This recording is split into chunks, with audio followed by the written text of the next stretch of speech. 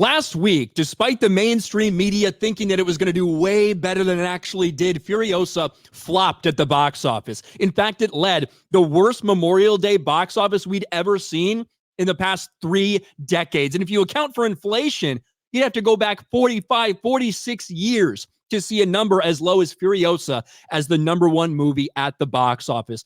And a lot of people had a lot of different reasons for why it was performing so badly. But one thing is undeniably true. The fans, the audience, they don't trust Hollywood anymore. And despite the fact that some people are saying positive things about Furiosa, that it doesn't have that much feminist messaging or anything like that, if you see a movie about a character from the Mad Max movies that's not Mad Max, a movie where Mad Max is not involved, he's not the lead character, it's all based on Furiosa. Well, people, quite frankly, aren't even going to give it a chance with how many times they've been burned by Hollywood.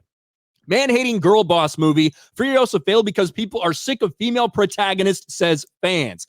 Now, I don't think everyone was saying that specifically about the movie, but they were saying that's one of the things that people are very hesitant because they've been burned so many times by Hollywood. And now in its second weekend, things just got a whole lot worse because Furiosa is not the #1 movie at the box office, despite no real big new releases. Garfield is back at #1. Garfield wins sluggish weekend with 14 million as Furiosa runs out of gas. Furiosa, a Mad Max saga, also got beat by If, which has been out for an additional week. So it got surpassed by that movie as well. And with no new Hollywood event picks, weekend revenue is down 69% from last year when Across the Spider-Verse opened to 120 million.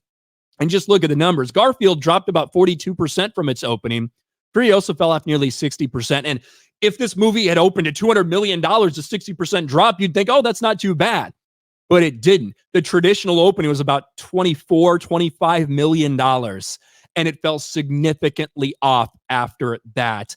And it really just does go to show that things are bleak for Hollywood right now. That when you make a movie like this, a movie based on a female protagonist from the Mad Max movies in the Mad Max universe, which even Mad Max Fury Road, where Furiosa was featured very heavily, that didn't do great at the box office. Made about $360 million on a $150 million budget.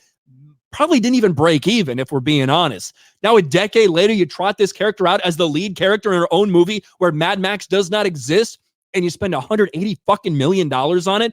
Are you crazy? Like, what are you doing? Why would you do something like this, especially in the current landscape of Hollywood? Nevertheless, this is what we get. And despite so many people claiming you have to go watch it, why aren't people watching it? Why aren't people going to see this movie? Well, shocker, when somebody does go see it and gives it a fairly positive review like Critical Drinker did, it has some criticisms. You have freaks like this, of course, a Palestine and a trans flag in their bio. Get a job, stay away from her. This is Drinker's video. Furiosa, a non-Mad Max saga. And you could see him pretty clearly explain what's going on. Me gives the movie a positive review and speculates that maybe people weren't so enthusiastic for a Mad Max film without Max. This brainlet. OMG, stay away from her, you monster. You can't win, apparently. If you do go and give it a chance, even if you're positive about it, the freaks, the pronouns in bios, degenerates, they still will have a problem with you if you don't just slob the knob of this movie. It's very, very strange. And I've heard positive things about Furiosa. I really have, but I'm not encouraged to go see it. I don't really feel the need to go see this movie in a universe without Mad Max. That's just how I feel. And I think a lot of other people probably felt that way too. We didn't see good word of mouth propel it to a great second weekend.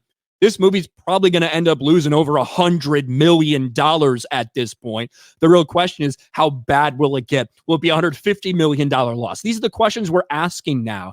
And Hollywood has just lost the trust of people. Maybe 5-10 years ago, people could have seen this movie as a spinoff movie in the Mad Max saga. Okay, let me give it a shot.